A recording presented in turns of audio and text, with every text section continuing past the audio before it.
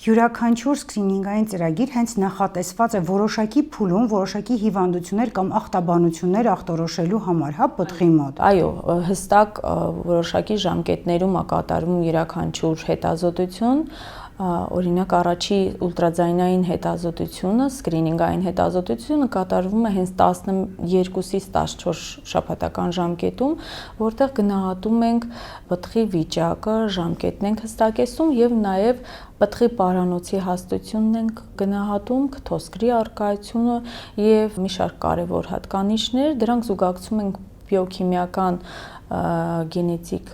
արյան անալիզների հետ եւ միջազգային FMF ծրագրով հաշվում ենք քրոմոսոմային մի շարք հիվանդությունների առաջացման ռիսկը տվյալ պտղի մոտ։ Հստակ ժամկետ կա, 14 շաբաթականից հետո այս հետազոտությունը արդեն իրականացնել չենք կարող։ Երկրորդ հետազոտությունը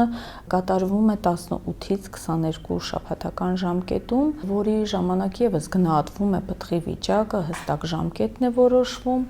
ինչպես նաև կատարվում է բոլոր օրգան համակարգերի գնահատումը, հա, կատարվում է նեյրոսոնոգրաֆիա, էխոկարդիոգրաֆիա եւ մնացած բոլոր օրգանների գնահատականն է կատարվում։ Մյուս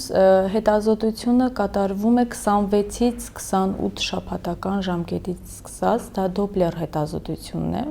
Ինքը դոպլերը պարտադիր հետազոտություն չէ, կատարում ենք հստակ ցուցման պայմաններում, որտեղ գնահատվում է պտուղ, ընկերք եւ մայր արյան շրջանառությունը եւ ինչպես նաեւ զուգակցվում է ուլտրաձայնը, պտղի վիճակն է գնահատվում։ Եվ վերջի սոնոգրաֆիան կատարվում է 34-ից 36 շաբաթական ժամկետում, նախածննդյան սոնոգրաֆիան է, որտեղ գնահատվում է պտղի դիրքը, դրությունը, սպասվելի քաշը, պտղաջրերի քանակը եւ այլն։ Եվ ընթացիկ եւս կարող են ուլտրաձայնային հետազոտություններ կատարվել ոչ պարտադիր ըստ բժշկի ցուցման։